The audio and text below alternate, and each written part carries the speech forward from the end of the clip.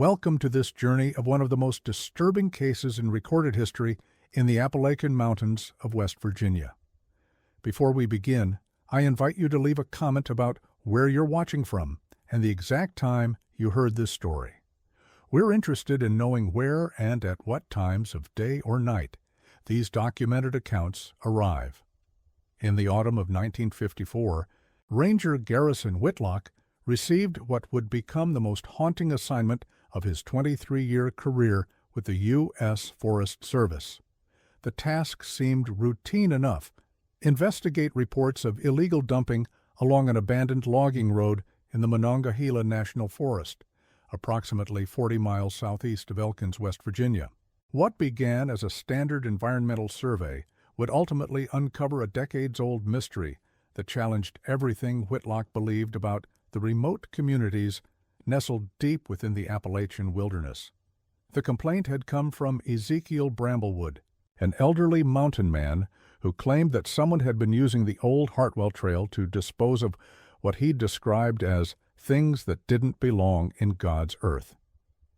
Bramblewood, a trapper who had lived alone in a cabin near Seneca Creek for over 40 years, was known to local authorities as a reliable, if somewhat reclusive, observer of the mountain's rhythms. His report, filed at the Elkins Ranger Station on September 15th, mentioned finding peculiar refuse scattered along a trail that hadn't been officially used since the logging operations ceased in 1932. Ranger Whitlock, then 45 years old, had spent most of his adult life patrolling the dense forests of central West Virginia. Born in the coal town of Beckley, he understood the mountain culture's deep-rooted suspicion of outsiders and the complex web of unspoken agreements that governed life in the hollows. His personnel file, maintained at the Forest Service Archives in Charleston, describes him as methodical, observant, and possessed of unusual patience when dealing with local residents who prefer to handle their own affairs. The Hartwell Trail itself had an unremarkable history. Constructed in 1928 by the Potomac Lumber Company, it had served as a secondary access route for hauling timber from the deeper sections of what would later become protected forest land.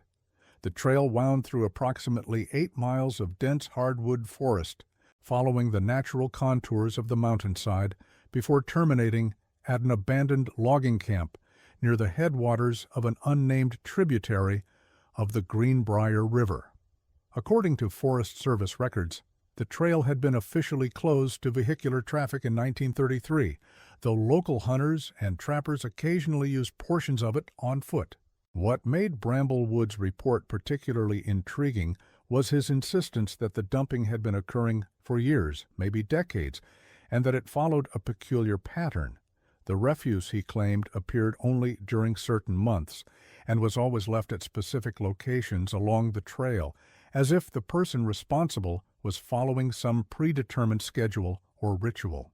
This detail alone was enough to pique Whitlock's professional curiosity, as most illegal dumping cases he had encountered involved opportunistic disposal rather than methodical placement. The history of the Hartwell Trail region stretched back to the earliest days of European settlement in the Appalachians. According to county records dating to 1803, the area had originally been surveyed as part of a large land grant to Revolutionary War veterans, but the steep terrain and dense forest had made it unsuitable for conventional agriculture. Early settlers had used the natural corridors through the mountains for hunting and trapping, gradually establishing a network of paths that would later be formalized into logging roads. The Potomac Lumber Company's operations in the area had been part of the massive timber boom that swept through Appalachia in the early 20th century. Company records preserved in the West Virginia State Archives show that the Hartwell site had been chosen specifically because of its remoteness and the quality of the old-growth hardwoods that covered the mountainsides. The logging camp had employed approximately 40 men during its peak years, most of them local residents who walked to the site from nearby hollows. What made the Hartwell operation unusual was its abrupt cessation in 1932, several years before the timber resources in the area had been exhausted. Company records indicate that operations were suspended due to local difficulties that made continued logging economically unfeasible. No details of these difficulties were recorded in the official documents, but correspondence between company officials and local law enforcement, discovered decades later in a private collection, suggests that the loggers had encountered significant hostility from mountain residents who viewed the operation as an unwelcome intrusion. The hostility had apparently escalated beyond verbal complaints or minor sabotage. A letter from the camp foreman to company headquarters, dated October 1931, describes several incidents in which logging equipment had been damaged and workers had been threatened by unidentified individuals who seemed to have intimate knowledge of the camp's operations and schedules. The foreman expressed concern that the perpetrators were not random vandals, but organized groups with specific objectives related to ending the logging operations. More disturbing were reports of missing equipment and supplies that suggested systematic theft rather than casual pilfering. The missing items included tools, food supplies, and personal belongings of workers, all taken in ways that demonstrated detailed surveillance of the camp's activities. Most troubling was the disappearance of a company surveyor named Archibald Fenwick, who had been conducting boundary assessments in the deeper sections of the forest and had failed to return from what was supposed to be a 3-day survey expedition. Search parties organized by the logging company had found Fenwick's equipment scattered along a remote section of what would later become the Hartwell Trail. His surveying instruments, personal belongings, and camping gear were discovered arranged in neat groupings as if they had been carefully sorted and displayed rather than abandoned in panic or confusion. Fenwick himself was never found, despite intensive searches that covered thousands of acres of mountainous terrain. The company's investigation into Fenwick's disappearance had been hampered by the same wall of silence that characterized mountain communities' responses to outside authority. Local residents claimed no knowledge of the missing surveyor, denied seeing any strangers in the area, and suggested that Fenwick had probably become lost and died of exposure in the wilderness. The explanation was plausible given the challenging terrain, but company officials noted the coincidence that Fenwick's disappearance had occurred just as the systematic harassment of the logging operation was intensifying. The final decision to abandon the Hartwell site had been made in early 1932 following an incident that was never fully documented in official records. According to fragmentary accounts in company correspondence, several workers had reported encounters with groups of armed men who had warned them to cease operations immediately. These encounters had not involved direct violence, but the implicit threat had been clear enough to convince company management that continued operations would endanger their employees. The abandonment of the logging camp had marked the beginning of the area's return to wilderness isolation. The access roads had quickly become overgrown, the buildings had been left to decay, and the network of trails had gradually faded back into the forest. By 1940, few traces remained of the industrial activity that had briefly transformed the remote mountainside into a scene of intensive human activity. However, the area had not remained entirely uninhabited. Bramblewood's trapping activities had brought him into regular contact with the abandoned trail system, and his observations over the years had revealed patterns of human activity that suggested the area was still being used for purposes that were not immediately apparent. His decision to report these activities to the Forest Service had been motivated by changes in the patterns that suggested increased activity during the summer of 1954. On the morning of September 22, 1954, Whitlock began his investigation. He drove his Forest Service truck as far as the old trail entrance, where a rusted metal gate had been installed to prevent unauthorized vehicle access. The gate, according to his written report, showed signs of recent disturbance despite being secured with a government lock. Someone had been cutting the chain and replacing it with what appeared to be an identical chain and lock, creating the illusion that the barrier remained intact while allowing periodic access. The sophistication of this deception impressed Whitlock, as it demonstrated both technical skill and careful planning. The replacement chain and lock were close enough matches to the originals that casual inspection would not reveal the substitution. This suggested that whoever was accessing the trail possessed not only the tools necessary to cut through security hardware, but also the foresight to maintain the appearance of legitimate security while circumventing its actual function. Whitlock's examination of the gate area revealed additional evidence of systematic activity. The ground around the gate showed signs of regular foot traffic, but the patterns were inconsistent with casual hiking or hunting activities. The footprints followed specific routes that avoided the most visible approaches to the gate, suggesting that the people using the trail were deliberately trying to minimize evidence of their presence. The first mile of the trail revealed nothing unusual. The old roadway, though overgrown with mountain laurel and wild rhododendron, remained passable for someone traveling on foot or with pack animals. Whitlock noted that the forest had reclaimed much of the disturbed ground, and in many places the trail was barely distinguishable from a deer path. The absence of vehicle ruts or tire tracks suggested that whatever activity had occurred, it hadn't involved motorized transport in recent years. However, careful observation revealed subtle signs of human passage that were inconsistent with casual wilderness use. Branches had been trimmed to maintain clear sight lines along certain sections of the trail, and obstacles, such as fallen trees, had been partially cleared in ways that suggested systematic maintenance rather than random cleanup. Most significantly, several large stones along the trail had been repositioned to create markers that were visible only to someone who knew to look for them. These markers appeared to serve as a navigation system for people who were familiar with their meaning. The stones were arranged in patterns that corresponded to decision points along the trail, such as junctions with other paths or areas where the route became difficult to follow.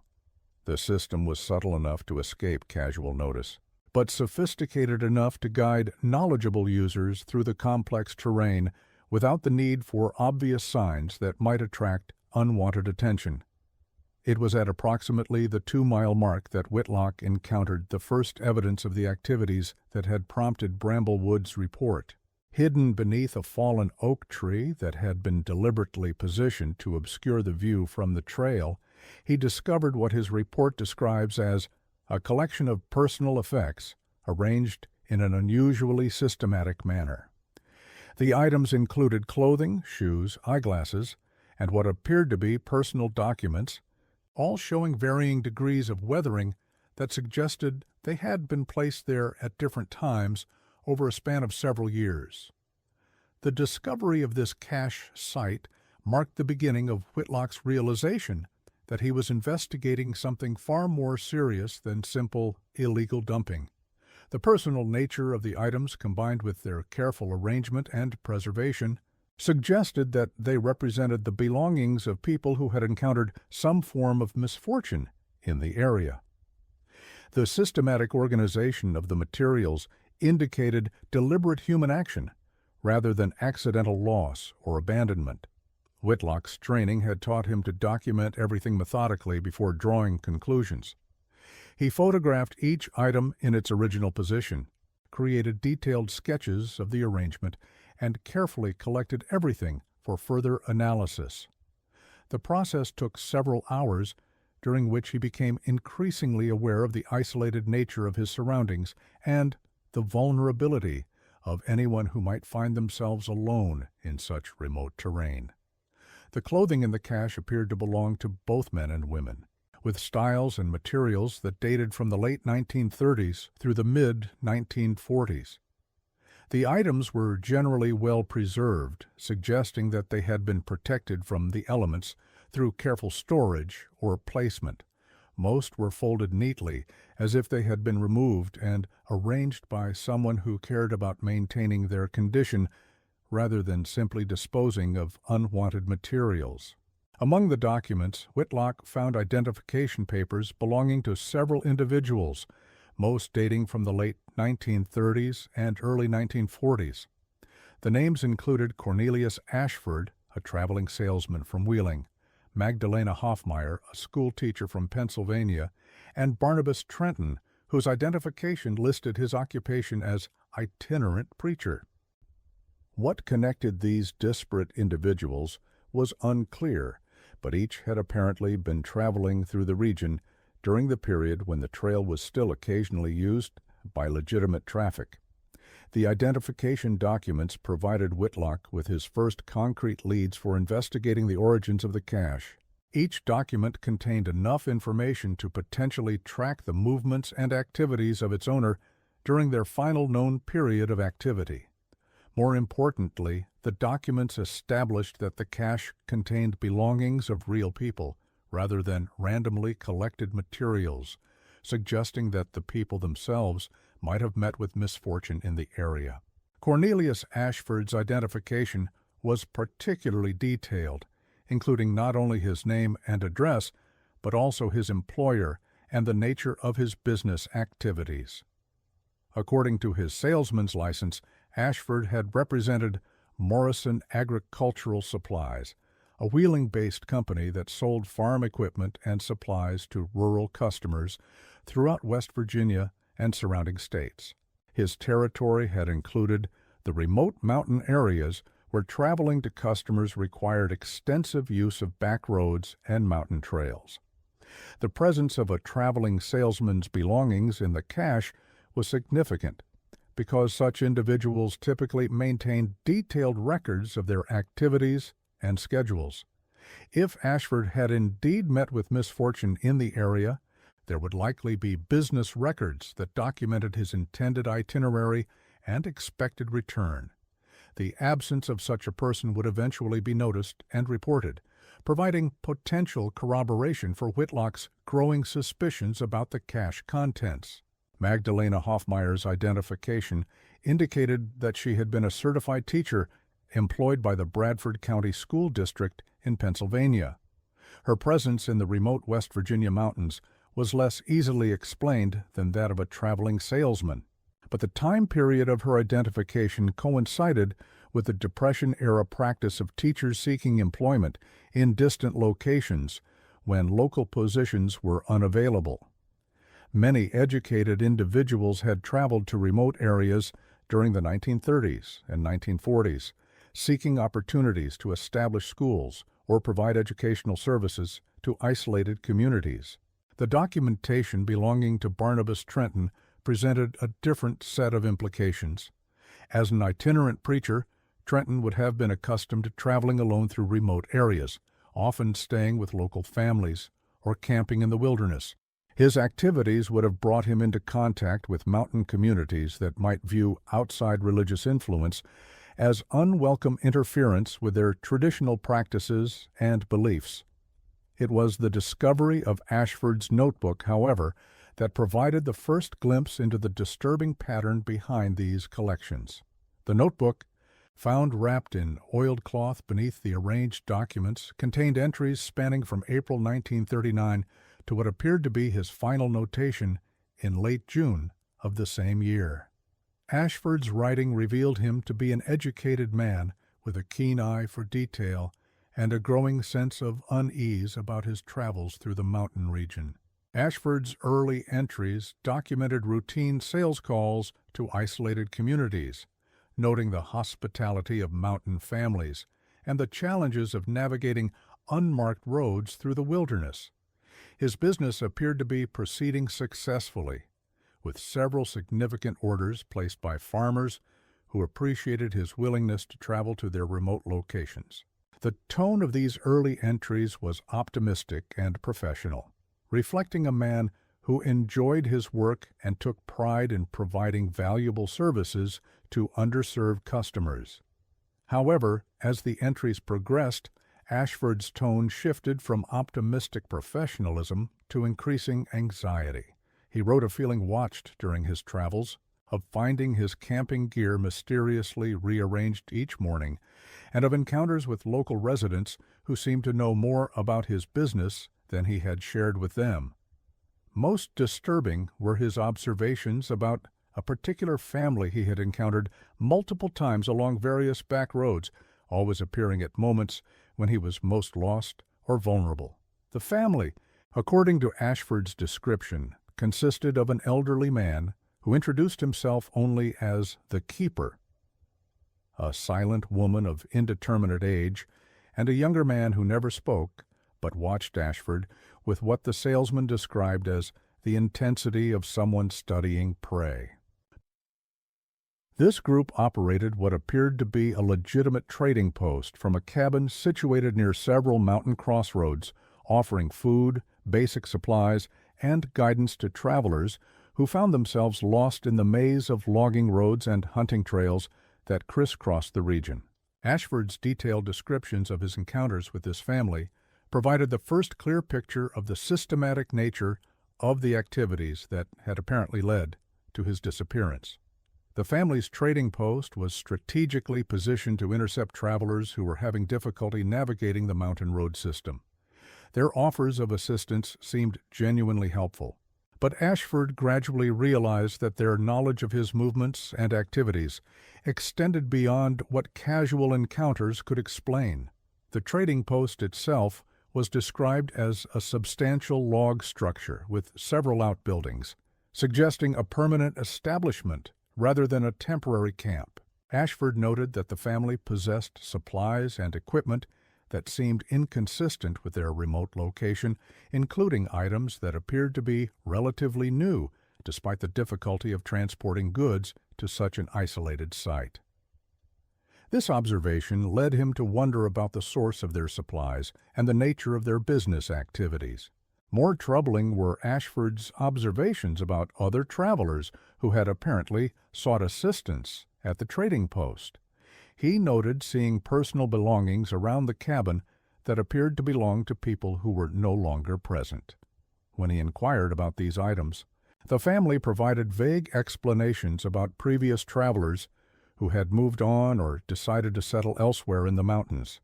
The explanations were plausible, but Ashford found the family's manner evasive when discussing these other visitors. Ashford's growing suspicions about the family were reinforced by his observations of their behavior during his visits. The elderly man, who claimed to be the patriarch of the operation, seemed to be evaluating Ashford's knowledge of the mountain region and his familiarity with local customs. The questions were subtle but persistent, focusing on Ashford's intended destination, his expected schedule, and his contacts among mountain residents. The silent woman and the younger man appeared to be conducting their own form of evaluation during these conversations. They observed Ashford's responses to the elder's questions, noted his reactions to various topics of conversation, and exchanged meaningful glances that suggested some form of internal communication about his suitability for purposes that were never explicitly stated. Ashford's final entries revealed a growing realization that his encounters with this family were not coincidental. They appeared at different locations along his route with suspicious frequency, and he began to suspect that they were somehow tracking his movements through the mountains. His last coherent entry, dated June 24, 1939, expressed his intention to avoid all known mountain roads and to make his way back to Wheeling via the abandoned logging trails, believing this would allow him to evade whatever surveillance he imagined he was under. The notebook's final pages contained increasingly frantic and disjointed entries. The handwriting became erratic, and the content suggested that Ashford believed he was being pursued through the wilderness by people who meant him harm. His descriptions of his flight through the mountains revealed intimate knowledge of the trail system, suggesting that he had spent considerable time studying maps and talking with local residents about alternative routes through the forest. Ashford's final legible words were, "They know the trails better than I do. No matter which path I choose, they are always ahead of me, waiting. I can hear them moving through the forest at night, but they never show themselves during the day." The trading post was a trap, and I walked into it like every other fool who trusted their hospitality. If someone finds this notebook, know that the Mountain families protect their isolation through methods that no outsider would suspect. The discovery of Ashford's notebook transformed Whitlock's investigation from a routine environmental survey into something far more serious. The detailed account of systematic surveillance and pursuit suggested that at least one traveler had fallen victim to organized criminal activity in the area. The presence of belongings from multiple other individuals implied that Ashford's fate had been shared by other unlucky travelers who had encountered the same predatory family. Whitlock's professional training had prepared him to deal with various forms of criminal activity, but the scope and apparent sophistication of what Ashford described exceeded his previous experience. The systematic nature of the surveillance, the strategic positioning of the trading post, and the coordinated pursuit through the wilderness all suggested a level of organization and planning that implied multiple participants rather than opportunistic individual criminals. The ranger continued his survey of the trail, now alert to signs of the systematic activity that Ashford had described. His examination of the terrain revealed additional evidence of human presence that supported the salesman's account of being pursued through the wilderness. Campsites showed signs of hasty abandonment, with personal belongings scattered in patterns that suggested panic rather than orderly departure. Most significantly, Whitlock discovered what appeared to be observation posts at strategic points along the trail system. These positions were carefully concealed but provided excellent visibility over long stretches of the trail, allowing observers to track the movements of anyone using the routes through the forest. The posts showed signs of regular use, with evidence of prolonged occupation, including food preparation areas and waste disposal sites. The observation posts were connected by a network of secondary trails that were virtually invisible to casual users of the main routes. This system would have allowed the occupants to move quickly between positions while remaining undetected by people traveling along the established trails. The sophistication of this network suggested years of development and indicated that the surveillance of travelers was a regular and systematic activity rather than an occasional opportunistic crime. At approximately the 4-mile mark along the main trail, Whitlock discovered the second major cache site. This collection was considerably larger than the first and contained belongings from what appeared to be at least 6 different individuals. The items were arranged with the same systematic care that had characterized the earlier discovery, but the greater quantity suggested that this site had been used over a longer period or had received materials from multiple incidents. Among the new discoveries were identification documents belonging to Phineas Cartwright, a geological surveyor from Virginia, Sophronia Blackthorne, whose papers indicated she had been traveling to establish a school in a remote mountain community, and Zebediah Moss, identified as a representative of the Federal Bureau of Investigation. The presence of FBI identification among the cache materials suggested that federal authorities had previously attempted to investigate activities in the region with results that appeared to have been unsuccessfully from the government's perspective. The FBI identification was particularly significant because it indicated that whatever criminal organization was operating in the area had been bold enough to target federal law enforcement personnel. This suggested either exceptional confidence in their ability to operate without detection or desperation to prevent federal investigation of their activities. Either explanation implied a level of criminal sophistication that exceeded typical mountain lawlessness. Zebediah Moss's identification was accompanied by fragments of what appeared to be official reports documenting investigations into missing persons cases in remote mountain areas throughout West Virginia and surrounding states. The reports, though damaged by weather and time, indicated that the federal government had been aware of patterns of disappearances in the region as early as 1941. The presence of these materials among the cache suggested that Agent Moss's investigation had achieved some success before meeting whatever fate had befallen him. The geological surveyor's belongings included detailed maps of the mountain region with notations that indicated systematic exploration of the area's mineral resources.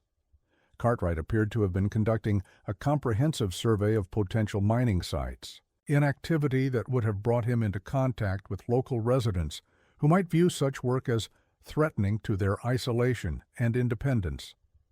His maps showed particular attention to areas near known communities, suggesting that his survey work had been noticed and monitored by mountain residents. Sophronia Blackthorne's belongings included correspondence with mountain families who had requested educational services for their children. Her letters revealed that she had been recruited specifically to establish a school in one of the most remote communities in the region, a task that would have required her to travel deep into territory that outsiders rarely visited. Her documentation suggested that the request for educational services might have been part of a deliberate plan to lure an unsuspecting outsider into a vulnerable situation. The systematic nature of these discoveries forced Whitlock to confront the possibility that he was investigating not isolated criminal incidents, but evidence of organized and sustained criminal activity spanning several years and targeting different categories of outsiders. The careful preservation of victims' belongings suggested that the perpetrators viewed their activities as successful operations worth commemorating rather than crimes to be concealed. As Whitlock continued his survey toward the old logging camp, he discovered 2 additional cache sites at roughly 1-mile intervals. Each collection contained personal effects from different time periods, with the most recent items dating to the mid-1940s. The systematic nature of these deposits, combined with their careful maintenance and organization, painted a picture of sustained activity spanning at least 15 years. The geographic distribution of the cache sites suggested careful planning, designed to minimize the risk of discovery while maximizing the efficiency of the operation. The sites were positioned at natural resting points along the trail where travelers might be expected to stop, making them convenient locations for ambush activities. The spacing between sites was sufficient to prevent casual discovery of multiple locations by anyone who might stumble across a single cache. Each cache site was also positioned to take advantage of natural features that provided concealment and protection from the elements. The perpetrators had chosen locations where fallen trees, rock formations, or dense vegetation provided natural hiding places for their collections. This attention to site selection demonstrated intimate knowledge of the terrain and suggested that the criminal organization included people with extensive experience in the mountain region. The careful maintenance of the cache sites over many years indicated that the criminal organization remained active in the area even after the apparent cessation of their activities. Someone was regularly visiting the sites to ensure that the preserved materials remained in good condition and that the concealment remained effective. This ongoing maintenance suggested that the cache sites served some continuing purpose for the criminal organization beyond simple disposal of evidence. By the time Whitlock reached the old logging camp at the trail's terminus, he had documented evidence relating to at least 15 missing persons spanning a period from 1939 to 1947. The camp itself had been thoroughly stripped of anything valuable when the logging operations ceased, leaving only concrete foundations and the rusted remains of some heavy equipment. However, careful searching revealed signs that the site had been visited regularly in the years since its abandonment. The logging camp's strategic value as a criminal operation base was immediately apparent. The site was completely isolated from casual observation, accessible only by the abandoned trail system, and provided substantial infrastructure that could be modified for various purposes. The existing buildings, though damaged by years of neglect, could provide shelter and workspace for activities that required privacy and security. Hidden beneath the collapsed remains of what had once been the camp's office building, Whitlock discovered a cache considerably larger than the others he had found along the trail. This collection included not only personal effects, but also business records, correspondence, and what appeared to be a detailed logbook documenting the activities that had taken place at the various cache sites. The log, written in several different hands but apparently maintained by the same organization over many years, provided the first clear picture of the systematic elimination of unwanted visitors to the mountain region. The log book represented the most significant discovery of Whitlock's investigation. Unlike the personal belongings that documented individual tragedies, the log provided evidence of the organizational structure and operational methods of the criminal conspiracy. The entries were methodical and businesslike, treating the elimination of outsiders as a routine administrative function rather than a series of violent crimes. The earliest entries in the log dated to 1938 and documented what appeared to be surveillance activities targeting government personnel who were conducting various forms of research or investigation in the mountain region. The entries recorded detailed observations of these individuals' activities, schedules, and associates, suggesting a sophisticated intelligence-gathering operation designed to identify potential threats to the criminal organization's security. As the log entries progressed, they documented the evolution of surveillance activities into active intervention designed to eliminate perceived threats. The language used in these entries was coded, but the pattern was clear. The log documented a deliberate campaign to prevent outsiders from establishing any lasting presence in or detailed knowledge of the most remote sections of the mountains. Each entry concluded with a notation about the disposition of effects, indicating that the belongings of missing persons were being preserved as some form of record or trophy. The log also revealed that the criminal organization had developed specific criteria for determining which outsiders posed sufficient threats to warrant elimination. Government employees, particularly those involved in law enforcement or resource surveys, were automatically classified as threats. Researchers, journalists, and other professionals whose work involved documenting or publicizing information about the mountain region were also targeted. Individual travelers were evaluated based on their apparent knowledge of local activities and their potential to report suspicious observations to outside authorities. What emerged from Whitlock's study of these documents was evidence of a coordinated effort involving multiple mountain families to maintain the isolation of their communities through systematic violence. The operation appeared to be led by the family that Cornelius Ashford had described in his notebook, but it involved a network of residents who provided information about travelers and assisted in creating situations where those travelers could be eliminated without attracting outside attention. The most chilling aspect of the log was its casual treatment of what amounted to murder. The entries showed no emotion or moral reflection, only the practical concerns of people engaged in what they apparently viewed as necessary community maintenance. The tone suggested that the elimination of outsiders was considered a routine responsibility, like maintaining roads or managing livestock. The authors of the log clearly believed they were protecting something valuable that required protection from external interference. The log entries also revealed that the criminal organization had developed increasingly sophisticated methods for identifying and tracking potential targets.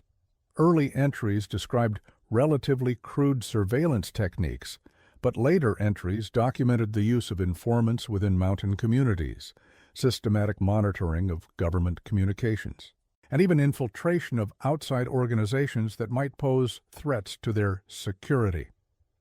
One particularly disturbing aspect of the log was its documentation of what appeared to be a training program for new members of the criminal organization. Entries described the instruction of younger family members in surveillance techniques, target identification, and elimination methods.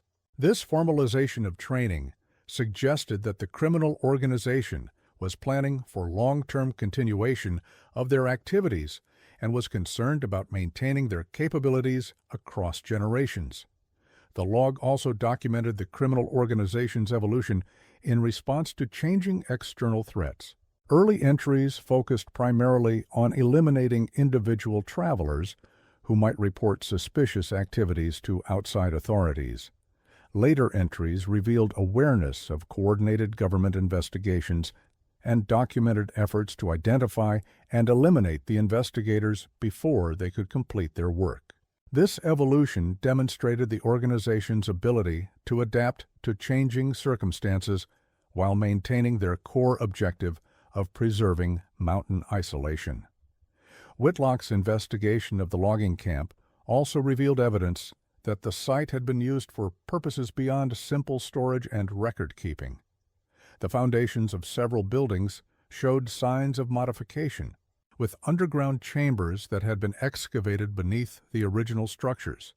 These chambers, according to Whitlock's measurements and sketches, were large enough to hold multiple people and had been equipped with ventilation systems and drainage that suggested they were designed for extended occupation.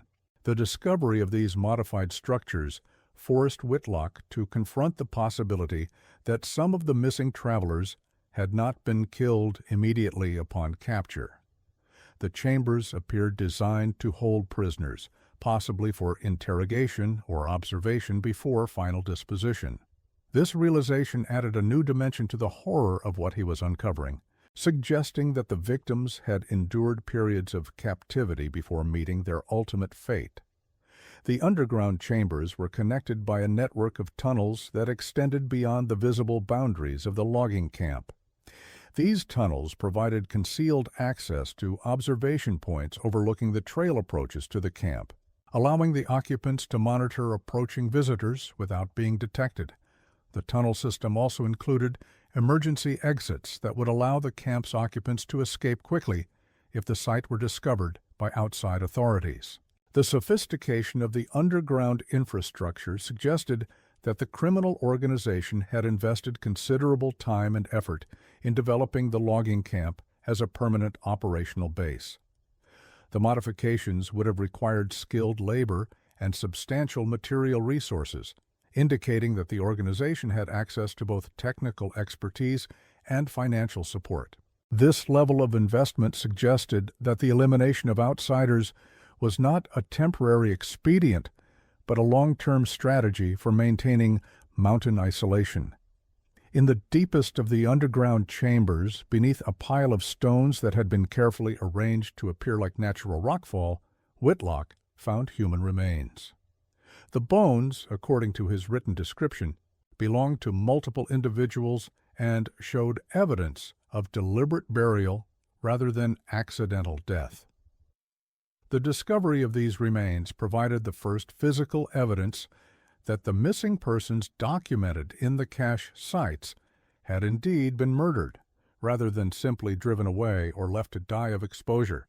What disturbed Whitlock most about this discovery was not the presence of the remains themselves, but the care with which they had been interred. The bones were arranged in orderly rows, separated by individual, and accompanied by small markers bearing what appeared to be dates and initials. The overall impression was of a cemetery maintained by people who, despite their crimes, retained some respect for the dead they had created. The marker dates ranged from 1939 to 1947, corresponding to the period documented in the personal effects Whitlock had collected along the trail. This correlation provided confirmation that the cache sites and the hidden cemetery were components of the same criminal operation. The careful maintenance of both the cemetery and the cache sites suggested that the criminal organization viewed their preservation of victims' belongings and remains as important aspects of their activities. The systematic burial of victims' remains also indicated that the criminal organization had developed standardized procedures for disposing of evidence while maintaining records of their activities. The orderly arrangement of the graves suggested that someone with authority within the organization was responsible for ensuring that these procedures were followed consistently. This level of organization indicated a sophisticated criminal conspiracy rather than random violence by individual mountain families.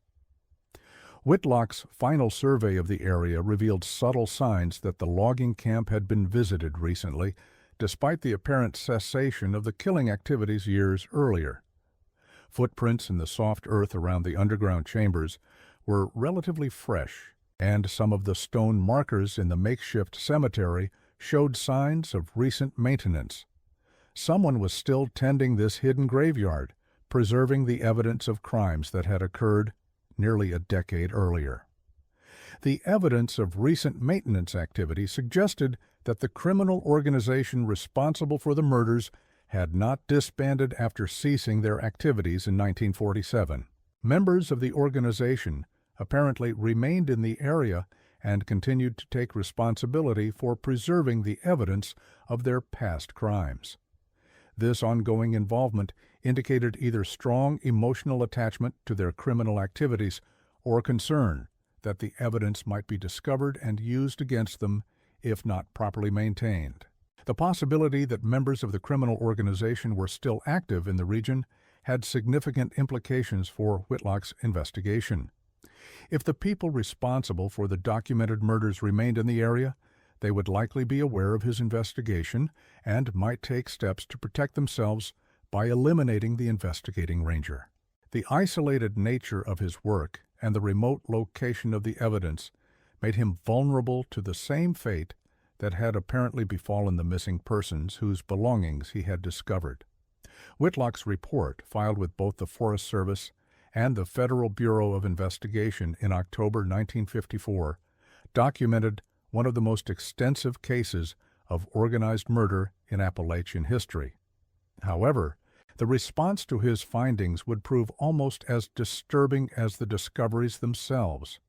Despite the clear evidence of multiple homicides and the systematic nature of the crimes, the federal investigation that followed was surprisingly limited in scope and duration. FBI agents arrived in Elkins on November 3, 1954, and spent exactly 6 days examining the evidence Whitlock had collected. They visited the trail sites, photographed the remains, and conducted brief interviews with local residents, including Ezekiel Bramblewood, who had initiated the investigation with his report of illegal dumping. However, their inquiry was hampered by the remote location of the evidence, the age of the crimes, and what appeared to be a coordinated effort by mountain residents to provide no useful information. The federal investigators' approach to the case reflected standard FBI procedures for dealing with complex criminal conspiracies, but these procedures proved inadequate for addressing the unique challenges posed by the mountain environment and culture. The agents were unfamiliar with the terrain, lacked contacts among local residents, and underestimated the extent of community solidarity that protected the criminal organization from outside investigation. The agents' interviews with local residents followed a consistent pattern that suggested either widespread ignorance or coordinated deception. People claimed no knowledge of missing travelers, denied any awareness of the activities documented in the logbook, and suggested that the evidence might have been planted by outsiders seeking to damage the reputation of mountain communities. Even residents who had lived in the area during the period when the crimes occurred maintained absolute ignorance about any unusual activities or disappearances. This wall of silence was not unexpected, given the mountain culture's traditional suspicion of federal authority. However, the uniformity of the responses suggested a level of coordination that implied either widespread complicity or widespread fear. Either the local population had been involved in the crimes, or they were afraid of those who had been involved. In either case, the investigation was effectively stonewalled by the very communities it sought to protect. The FBI's investigation was also hampered by jurisdictional complexities that arose from the remote location of the crimes and the involvement of multiple agencies with overlapping responsibilities. The Forest Service had authority over the federal land where the evidence was discovered, but local law enforcement had primary responsibility for investigating violent crimes. State authorities had jurisdiction over crimes that crossed county boundaries, while federal agents had authority over crimes that involved interstate activities or federal employees. These jurisdictional complications resulted in confusion about which agency had primary responsibility for different aspects of the investigation.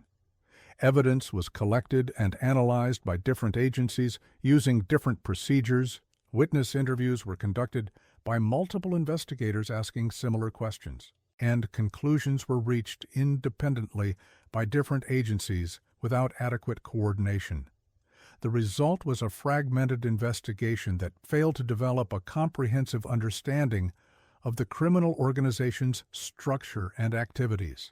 The FBI's final report, classified and not released to the public, concluded that while evidence of multiple homicides had been discovered, the age of the crimes and the lack of cooperation from local residents made successful prosecution unlikely. The case was officially closed in December 1954, with a recommendation that the Forest Service increase patrols in remote areas to prevent similar activities in the future. The report acknowledged that a criminal organization had operated in the area for many years, but concluded that the organization was no longer active and posed no continuing threat to public safety. This official conclusion proved to be dangerously premature. What the federal investigators never discovered was the identity of the family that Cornelius Ashford had described in his notebook as the apparent leaders of the criminal organization. Despite extensive research into local genealogies and land records, no official documentation could be found of a family that matched Ashford's description living in the area during the relevant time period. This absence of official records suggested either that the family had been living in the mountains without legal claim to the land, or that they had been particularly successful in avoiding government documentation of their existence. The failure to identify the criminal organization's leadership had significant implications for assessing the continuing threat posed by the group. Without knowing who had been responsible for the crimes, investigators could not determine whether those individuals remained in the area or had relocated to other regions where they might continue their activities. The official assumption that the organization was no longer active was based on the cessation of documented criminal activities rather than evidence that the responsible parties were no longer capable of resuming their operations. Whitlock's own attempts to locate this family continued long after the official investigation was closed. During off-duty hours throughout the winter of 1954-55, he explored remote hollows and abandoned homesteads, searching for any trace of the people who had apparently orchestrated the systematic elimination of unwanted travelers. His personal notes, found among his papers after his death in 1978, document a growing obsession with solving the mystery that the federal investigation had abandoned. The ranger's private investigation eventually led him to an elderly woman named Prudence Hawthorne, who lived alone in a cabin approximately 20 miles from the Hartwell Trail.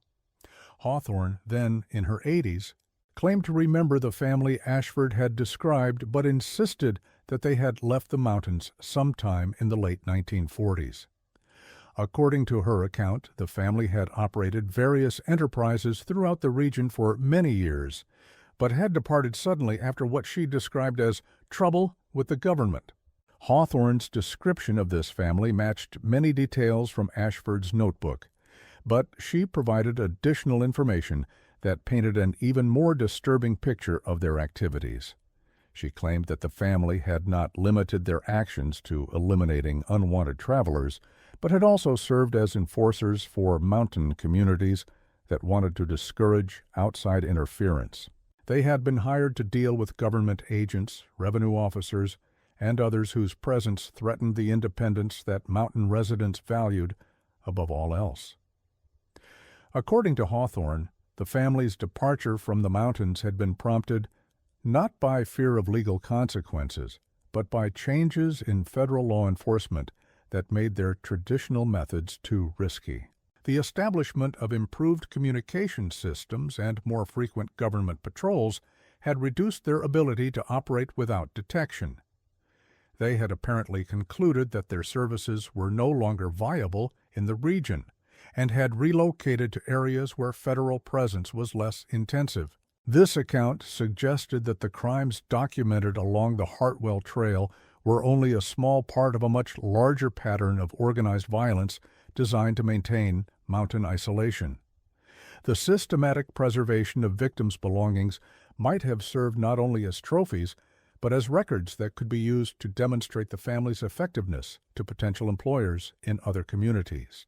The careful maintenance of the hidden cemetery might have been intended as evidence of their thoroughness and professionalism. Hawthorne also provided disturbing information about the family's recruitment and training methods. According to her account, the family had operated what amounted to a school for developing criminal skills among young mountain residents. Students were trained in surveillance techniques, tracking methods, and elimination procedures that would allow them to serve as assistants or eventually establish their own operations in other regions. This training program explained how the family had been able to maintain their activities over such an extended period despite the risks involved. The existence of this training program had implications that extended far beyond the documented crimes in the Hartwell Trail region. If the family had indeed trained numerous assistants over the years, those individuals might have established similar operations in other remote areas throughout Appalachia. The systematic elimination of unwanted outsiders might be occurring in multiple locations, with each operation being conducted by graduates of the family's training program. Whitlock's investigation also uncovered evidence that the family's departure had not ended the practice of eliminating unwanted outsiders, but had merely changed its methods and reduced its scale. Several missing persons cases from the early 1950s suggested that while the systematic collection and burial practices had ceased, individual instances of travelers disappearing in remote mountain areas continued to occur. The difference was that these later disappearances were handled more casually, without the elaborate record-keeping and preservation rituals that had characterized the earlier crimes. The continuation of criminal activity after the family's departure suggested that they had left behind either trained assistants or imitators who were carrying on their work using modified methods. These successor criminals appeared to be less systematic and less concerned with preserving evidence of their activities, but they remained capable of eliminating individual threats to mountain isolation. The reduced scale and visibility of their operations made them more difficult to detect, but no less dangerous to potential victims. The ranger's growing understanding of the scope and systematic nature of the violence in the mountain region began to affect his own mental state. His personal notes from this period reveal increasing paranoia about his own safety and growing doubts about the reliability of anyone he encountered during his patrols. He began to view every mountain resident as a potential threat, every friendly encounter as a possible prelude to violence.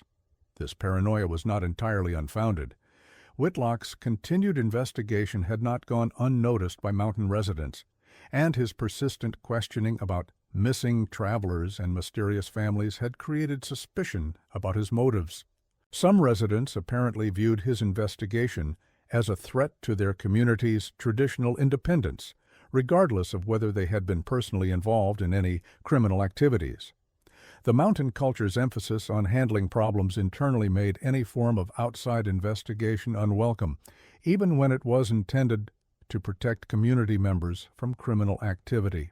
In March 1955, Whitlock reported to his supervisor that he believed he was being watched during his patrols. He described encounters with individuals who seemed to be tracking his movements and mentioned finding evidence that his truck had been searched while he was away from it. His requests for backup during patrols were denied due to budget constraints, but his supervisor noted concerns about Whitlock's increasingly erratic behavior and suggested that the ranger might benefit from a transfer to a less isolated posting. The evidence of surveillance that Whitlock documented was consistent with the methods described in the criminal organization's logbook. His truck showed signs of systematic search rather than random vandalism, with particular attention paid to areas where official documents or communication equipment might be stored. Personal belongings in his truck had been examined and replaced with care that suggested professional rather than amateur criminals. Most disturbing, tracks around his truck indicated that multiple individuals had been involved in these searches, suggesting coordinated rather than individual activity. Whitlock refused the transfer opportunity, insisting that his investigation was approaching a breakthrough that would justify all the time and resources he had invested in it. He had become convinced that the family responsible for the Hartwell Trail crimes was still operating in the region, despite Prudence Hawthorne's claims that they had left years earlier. His private notes from this period show an increasing fixation on locating and confronting what he had begun to refer to as the Keeper's family. The ranger's determination to continue his investigation, despite official discouragement and personal danger, reflected both professional dedication and personal obsession. He believed that the crimes he had documented represented an ongoing threat to public safety that required continued attention despite the official decision to close the case. His conviction that the criminal organization remained active in the region was based on subtle evidence that other investigators had dismissed as coincidental or unimportant. The breakthrough Whitlock anticipated came in an unexpected form during the summer of 1955. While conducting a routine patrol in a section of forest approximately 30 miles from the original trail, he encountered a man who matched Ashford's description of the younger member of the criminal family. The man was alone, appeared to be conducting some form of survey activity, and fled when he noticed Whitlock's approach. The encounter occurred in an area that was not accessible by established trails, suggesting that the man possessed intimate knowledge of the mountain terrain. His immediate flight upon seeing Whitlock indicated awareness that his presence might be problematic if discovered by authorities.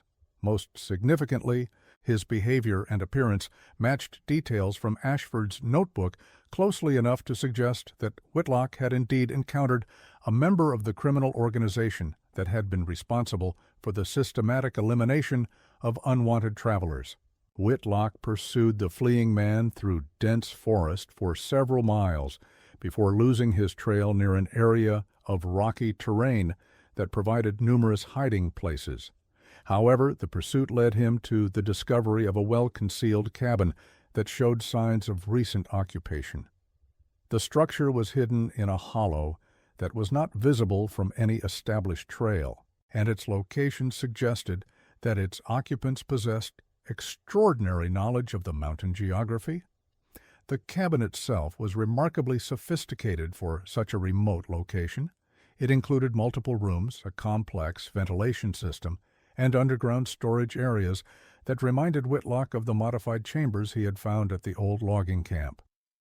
Most significantly, it contained evidence that linked its occupants to the crimes documented along the Hartwell Trail.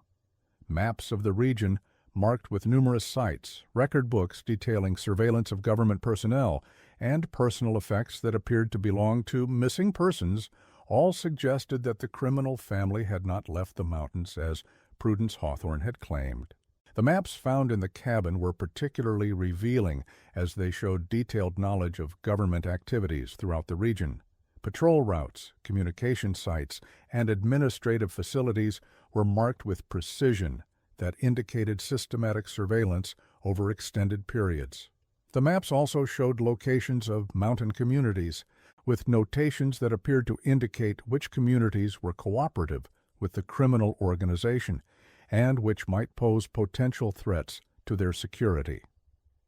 The record books documented surveillance activities targeting not only government personnel, but also journalists, researchers, and other outsiders who might pose threats to mountain isolation.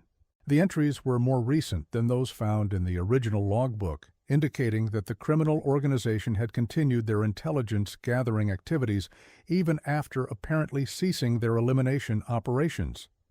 This ongoing surveillance suggested that the organization remained prepared to resume active operations if they identified sufficient threats to their security. However, Whitlock's discovery of the cabin also revealed that his own investigation had not been as secret as he had believed. Among the papers he found was a detailed file documenting his activities since he had begun investigating the Hartwell Trail. The file included photographs of him taken during his patrols, copies of his official reports, and what appeared to be transcripts of conversations he had believed were private. The criminal family had been watching him as closely as he had been trying to watch them. The existence of such detailed surveillance records indicated that the criminal organization possessed sophisticated intelligence-gathering capabilities that extended beyond simple observation. They had apparently infiltrated government communications, possibly through cooperation from sympathetic employees or through technical surveillance methods. They also had access to official documents that should have been restricted to law enforcement personnel, suggesting either corruption within government agencies or exceptional skill in intelligence gathering. Most disturbing was a handwritten note addressed to Ranger Whitlock and left prominently displayed on the cabin's main table. The note, written in a neat, educated hand, read, "Your investigation ends here. Some secrets are maintained for good reasons. Consider this your final warning." The message was unsigned, but its placement and timing made clear that his discovery of the cabin had been anticipated, and that his continued investigation was unwelcome. The note's language suggested that the criminal organization viewed their activities not as crimes, but as necessary protective measures for their communities. The reference to secrets maintained for good reasons implied that they believed their elimination of outsiders served legitimate purposes that justified the violence involved. This perspective was consistent with the business-like tone of the original logbook, which had treated murder as routine administrative activity rather than criminal behavior. Whitlock's immediate impulse was to call for federal assistance to search the cabin thoroughly and to establish a surveillance operation that might lead to the capture of its occupants. However, when he returned to his truck to radio for support, he found that his radio had been disabled and his vehicle had been vandalized in a way that made it clear the damage was intentional rather than random. He was stranded in one of the most remote sections of the forest, exactly the type of situation that the missing travelers whose belongings he had found might have faced. The systematic nature of the sabotage indicated that the criminal organization had been prepared for the possibility that Whitlock might discover their cabin and attempt to call for assistance. The damage to his radio was precise enough to prevent communication without creating obvious evidence of tampering that might be discovered quickly. The damage to his vehicle was sufficient to prevent immediate escape, but could be attributed to vandalism or equipment failure if his body were eventually found. The ranger's training had prepared him for various emergency situations, but he had never encountered deliberate sabotage designed to isolate him from assistance. His position was precarious, not only because of his mechanical difficulties, but because he was clearly dealing with people who had extensive experience in eliminating problems that threatened their security. The systematic nature of their past crimes suggested that they would not hesitate to add one more disappearance to their record if they perceived him as an ongoing threat. Whitlock spent the night hidden near the cabin, hoping to observe its occupants when they returned and possibly to gather additional evidence before attempting to hike out to civilization. However, the cabin remained empty throughout his vigil, and by morning it had been completely cleared of all the materials he had seen during his initial search. The structure itself remained. But every piece of paper, every personal effect, and every item that might have served as evidence had been removed. The efficiency and thoroughness of this cleanup operation demonstrated a level of organization and preparedness that exceeded anything Whitlock had previously encountered. The cabin's occupants had clearly maintained contingency plans for rapid evacuation, and they had executed those plans with the precision that comes from extensive practice. This suggested that Whitlock's discovery was not the first time they had been forced to abandon a location and eliminate evidence of their presence. The cleanup operation also indicated that the criminal organization possessed significant manpower and logistical capabilities. The complete evacuation of the cabin would have required multiple people working throughout the night to remove all evidence systematically. The coordination required for such an operation suggested a level of discipline and organization that was more characteristic of military or intelligence operations than typical criminal activity. The Ranger's hike back to civilization was arduous but uneventful. He encountered no signs of the people who had been watching him, and he reached a Forest Service road where he was able to flag down assistance late in the afternoon of his second day. His report of the cabin's discovery and subsequent cleanup was filed with both his immediate supervisor and federal authorities, but the response was less supportive than he had anticipated. Federal investigators expressed skepticism about Whitlock's account, particularly his claims about the sophistication of the surveillance operation directed against him. The fact that the cabin had been cleared before official inspection made it impossible to verify his descriptions of the evidence he claimed to have seen. Some officials suggested that the isolation and stress of his investigation had led him to misinterpret normal mountain activities as evidence of continued criminal activity. This official skepticism was particularly frustrating for Whitlock because it ignored the physical evidence of deliberate sabotage to his vehicle and radio equipment. The damage patterns clearly indicated intentional destruction designed to strand him in a remote location, but investigators attributed this to random vandalism by local residents who resented government presence in their territory. The systematic nature of the damage was dismissed as coincidence rather than evidence of organized criminal activity. The Ranger's credibility was further undermined by his inability to relocate the cabin during subsequent searches with federal agents. Despite his certainty about the location, multiple attempts to find the structure were unsuccessful. The terrain in the area was complex, with numerous hollows and rocky areas that appeared similar, and Whitlock eventually began to doubt his own memory of the cabin's precise location.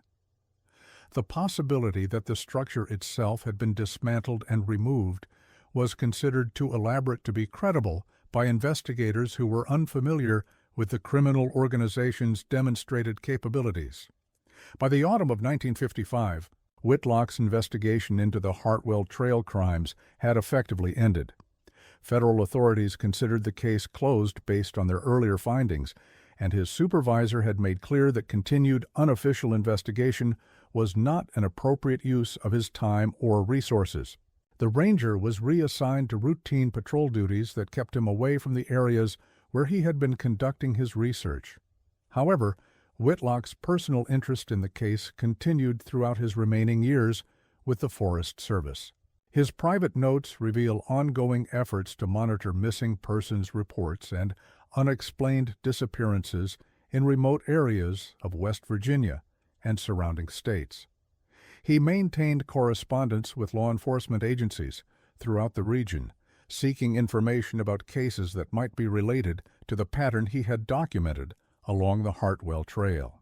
This informal network of contacts occasionally provided information that reinforced Whitlock's belief that the criminal family he had been tracking continued to operate in the region.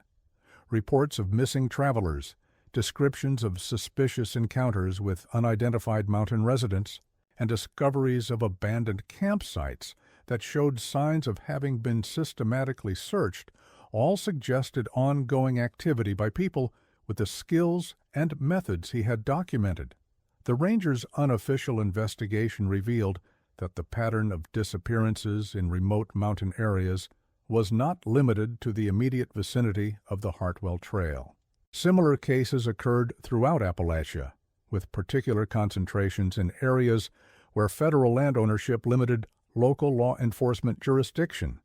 This geographic distribution suggested either widespread copying of similar methods or the existence of a coordinated network that operated across state boundaries. One particularly significant case occurred in 1958, when a geological survey team working in the remote sections of the George Washington National Forest in Virginia reported the disappearance of one of their members. The missing geologist, Rutherford Vance, had been conducting soil samples in an area that required several days of hiking to reach. When he failed to return to the base camp as scheduled, search teams found his equipment scattered along a rarely used trail, with his personal belongings arranged in the same systematic manner that Whitlock had documented years earlier.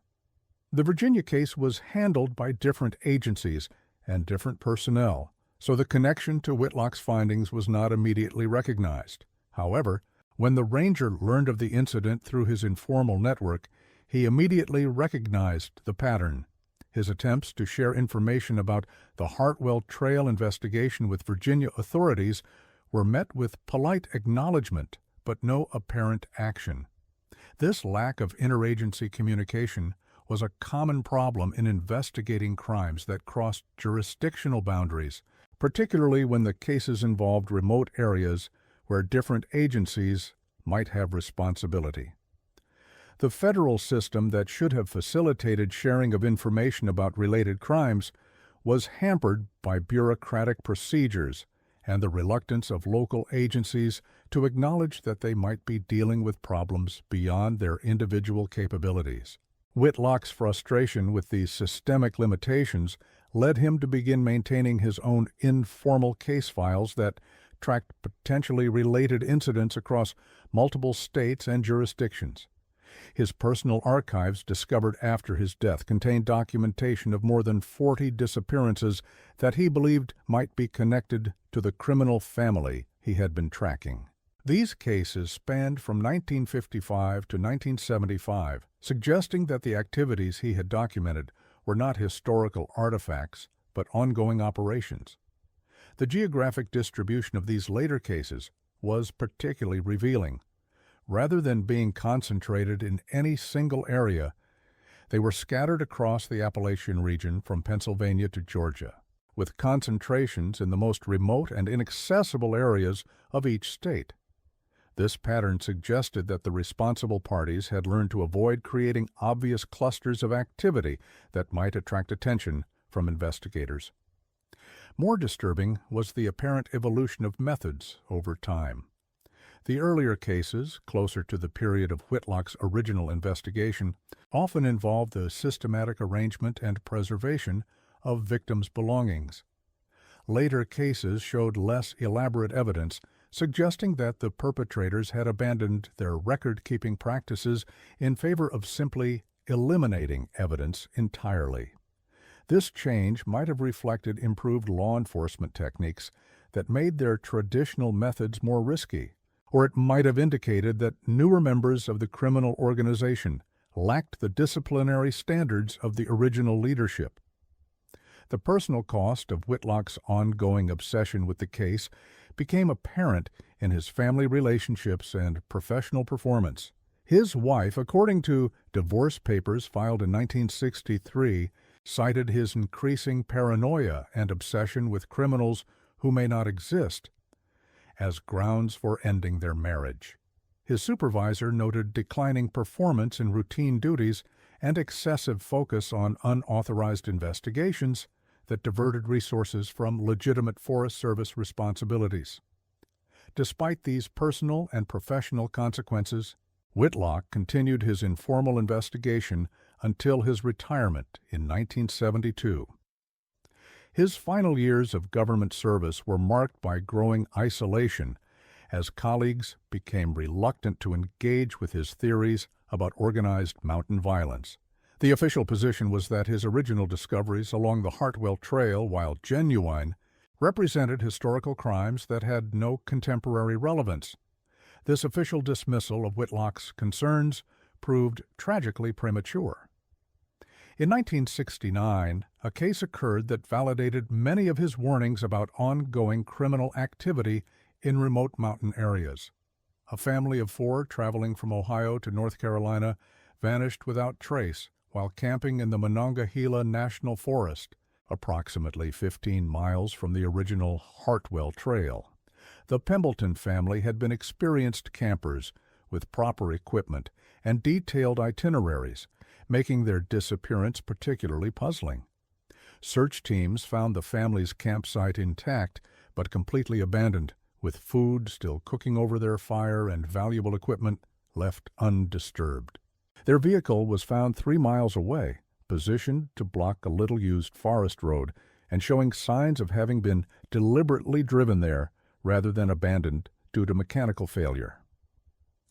Most significantly, personal belongings from their tent had been removed and arranged in neat groupings nearby, following the same pattern that Whitlock had documented decades earlier. The systematic arrangement of the Pimbleton family's belongings provided the first confirmation that the criminal methods documented by Whitlock were still being used by active perpetrators. The precision of the arrangement and the specific items chosen for display matched the patterns found at the original cache sites closely enough to suggest that the same individuals or their trained successors were responsible for the contemporary crime. The Pimbleton case received significant media attention due to the family's prominence in their Ohio community and the mysterious circumstances of their disappearance. Federal investigators were assigned immediately, and the investigation was conducted with resources that had not been available during Whitlock's original inquiry. However, despite the improved techniques and greater manpower, the results were remarkably similar to those achieved in the 1950s. The investigation uncovered clear evidence of foul play, but no useful leads about the responsible parties. Local residents provided the same pattern of ignorance and non-cooperation that had frustrated earlier inquiries. The systematic nature of the crime suggested organized activity, but no physical evidence could be found to identify specific perpetrators. The case remained unsolved despite intensive investigation, and the Pimbleton family was never found. When news of the Pimbleton case reached the retired ranger, Whitlock attempted to share his historical files with the investigating agents. His offer was politely declined, with investigators explaining that they were focusing on contemporary evidence rather than reviewing cases from previous decades. This dismissal reflected the common assumption that historical crimes, even if similar in method, were unlikely to be directly connected to current cases.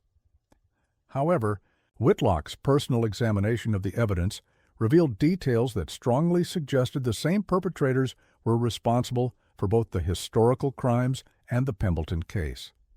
The specific methods used to arrange the victims' belongings, the choice of location for abandoning the vehicle, and the apparent surveillance techniques that had allowed the criminals to target an isolated family all matched patterns he had documented years earlier.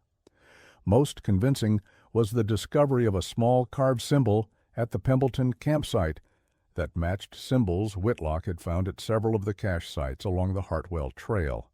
The symbol, roughly resembling a tree with intertwined roots, appeared to be a signature or territorial marker used by the responsible parties.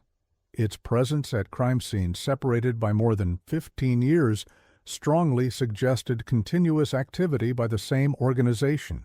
The carved symbol was particularly significant because it had been mentioned in the criminal organization's logbook as a marking system used to identify sites that had been processed according to their procedures. The symbol served both as a record for the organization's own purposes and as a warning to other mountain residents who might encounter the site. The fact that the same symbol continued to appear at crime scenes decades later indicated that the organization's procedures and personnel had remained consistent despite the passage of time. Whitlock's attempts to bring this evidence to official attention were unsuccessful, but they did attract the interest of Douglas Fairfax, a freelance journalist who specialized in writing about unsolved crimes. Fairfax had covered the Pimbleton case for several national magazines and was intrigued by the possibility that it might be connected to a larger pattern of organized violence in remote areas. The journalist's investigation, conducted during 1970 and 1971, provided the first comprehensive overview of the cases that Whitlock had been tracking individually for decades. Fairfax's research revealed that missing persons reports in remote Appalachian areas occurred at rates significantly higher than national averages, and that many of these disappearances shared characteristics that suggested systematic rather than random criminal activity. Fairfax's analysis identified 3 distinct patterns in the disappearances that correlated with the categories of victims documented in the original criminal organization's logbook. The first pattern involved individual travelers who vanished while using backroads or hiking trails in remote areas.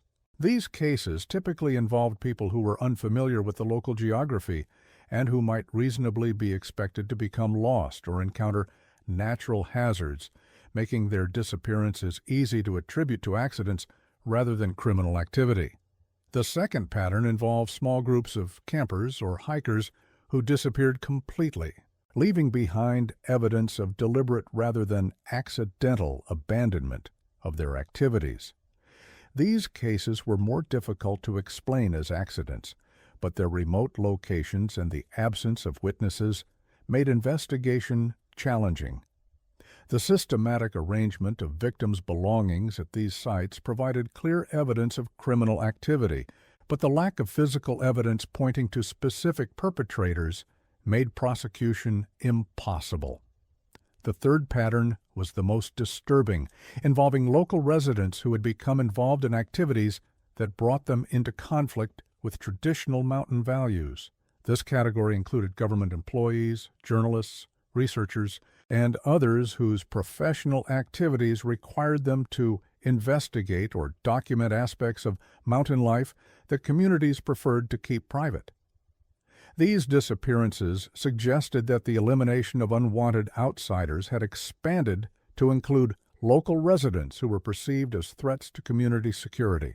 The expansion of targeting to include local residents represented a significant evolution in the criminal organization's methods.